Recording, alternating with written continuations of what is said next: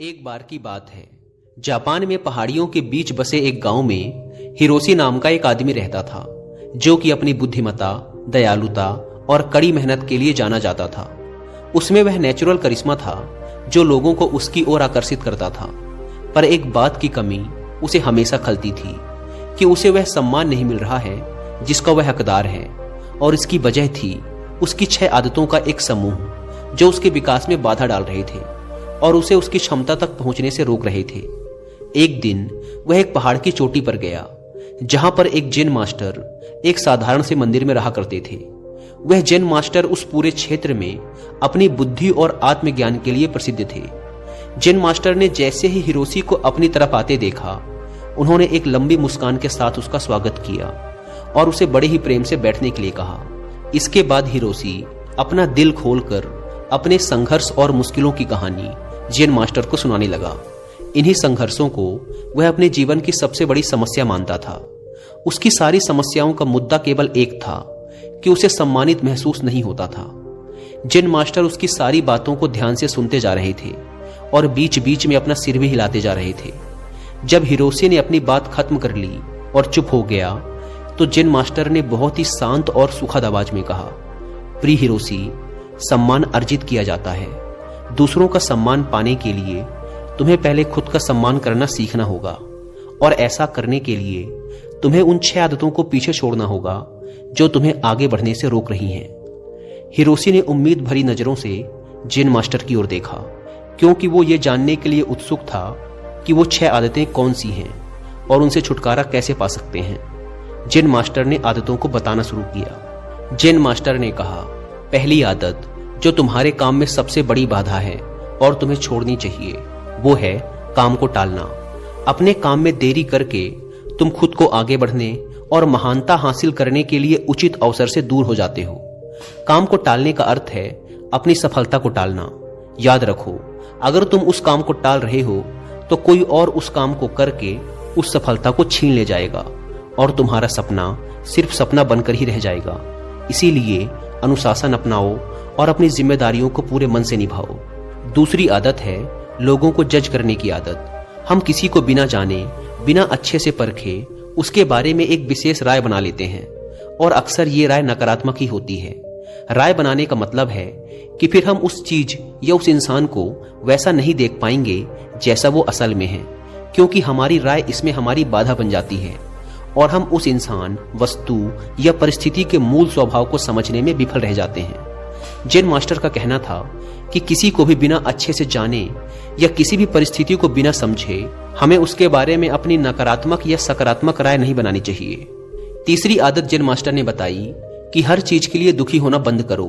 हर परिस्थिति और हर चीज हमारे नियंत्रण में नहीं हो सकती, और ना ही हर चीज हमारी इच्छा अनुसार होगी।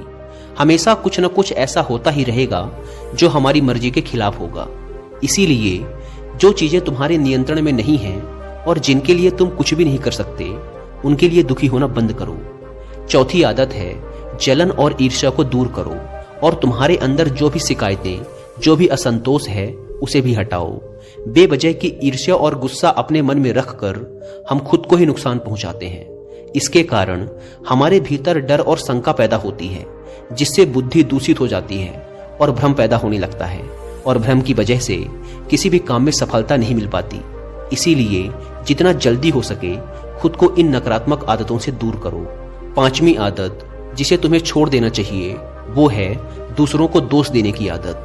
किसी भी गलती का दोष दूसरों पर डाल देना ये बहुत ही गलत बात है। इससे समाज में हमारी बहुत ही खराब छवि बनती है और हमारा ध्यान गलतियों से सीखकर आगे बढ़ने की बजाय गलतियों को छिपाने और दूसरों को गलत साबित करने में लग जाता है। जब हमारे साथ कुछ अच्छा होता है तो हम उसका श्रेय लेना नहीं भूलते, तो अगर कुछ गलत होता है तो उसका दोष भी हमें खुद को ही देना चाहिए। दूसरों को दोष देना असफल लोगों की निशानी है। असफल लोगों में ये आदत होती है कि वे अपनी असफलता के लिए दूसरों को दोष देते हैं। कभी कभार ऐसा हो जाता है कि किसी और की गलती की वजह से हमारा काम बिगड़ जाता है, लेकिन जब कोई व्यक्ति अपनी असफलता के लिए बार बार किसी और को दोषी बना रहा है, तो समझ लेना कि इसमें किसी और की नहीं बल्कि खुद उस व्यक्ति की ही गलती है। अपनी गलती को मान लेने से हम छोटे या कमतर नहीं बन जाते, इसीलिए अपनी असफलता पर किसी और को दोषी बनाने से अच्छा है अपनी गलती को मानो और उससे सीखकर आगे बढ़ो। छठी और आखिरी गलती है दूसरों से अपनी तारीफ सुनने की आदत। हम दूसरों को दिखाने के लिए अक्सर कुछ न कुछ नया करते रहते हैं। हर चीज के लिए हम चाहते हैं कि लोग हमारी तारीफ करें, हमारे बारे में अच्छा बोलें और हम जो भी काम करें लोग उसकी प्रशंसा करें। अगर किसी बात के लिए हमारी आलोचना होती है तो हम बहुत दुखी हो जाते हैं और इस तरीके से हम लोगों के हाथों की कठपुतली बनकर रह जाते हैं। इसीलिए हमें दूसरों के तारीफ की कोई जरूरत नहीं है। और वैसे भी लोगों की तारीफें खोखली होती हैं, जो एक पल में हमें आसमान पर पहुंचा देती हैं तो दूसरे ही पल नीचे जमीन पर पटक देती हैं। इसीलिए हमें लोगों की तारीफ और बुराई से फर्क नहीं पड़ना चाहिए और जो हमें पसंद है और जो हमें सही लगता है वही करना चाहिए, बशर्ते वो नैतिकता पर खरा उतरता हो। हिरोशी ने जेन मास्टर से कहा, आपने 6 बुरी आदतों के बारे में तो बता दिया, लेकिन पुरानी आदतों को छोड़ना और नई आदतों को अपनाना बहुत मुश्किल होता है। तो मेरा प्रश्न है कि आखिर हमारा मन नई आदतों को अपनाने का विरोध क्यों करता है और नई आदतों को आसानी से कैसे अपनाया जा सकता है? जेन मास्टर ने कहा, ज्यादातर लोग आदतों को बदलने में असफल रहते हैं क्योंकि उनकी उस नई आदत के साथ अवास्तविक उम्मीदें जुड़ी होती हैं। जैसे अगर कोई व्यक्ति सुबह जल्दी उठकर व्यायाम करने की नई आदत डालना चाहता है तो वह उम्मीद लगा लेता है कि उसकी इस नई आदत से उसका वजन तेजी से कम होना शुरू हो जाएगा या फिर उसका शरीर तेजी से शक्तिशाली बन जाएगा, जबकि असल में ऐसा नहीं होता। इन दोनों ही परिणामों को हासिल करने में समय लगता है, लेकिन हमारा मन पहले से ही यह निश्चित कर लेता है कि परिणाम कैसा होना चाहिए। और जब हमारी उम्मीदों के अनुसार परिणाम नहीं मिलते तो हम निराश और उदास हो जाते हैं और अपनी पुरानी आदतों में वापस लौट जाते हैं।